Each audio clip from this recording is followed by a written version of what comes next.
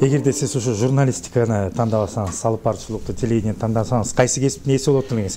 Өкүнбөйсүзбү ушу телевидение тармагына келип калганыңызга? Аябай. Менде себеби Мыктыбекте сонун бир эң күчтүү инженер өлдү да. Мен 30 азыр деле кеч эмес. 30дан ашык рационализатордук сунуштун ээсимин союздук деңгээлде. Патенттерди алып койгон ошол убакта. Мен күбөлүктөрүм бар. Армияда жүргөндө мен Советтер Союзунун коргоо министрлигинен өткөн 30дан ашык рационализатордук сунуштарым кирген. Мен ойлоп табуучулук жөндөмүм бар эле.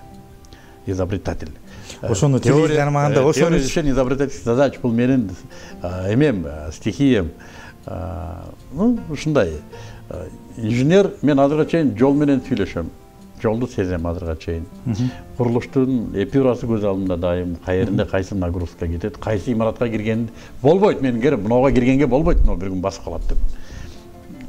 Мыктыбекте бир эме өлдү.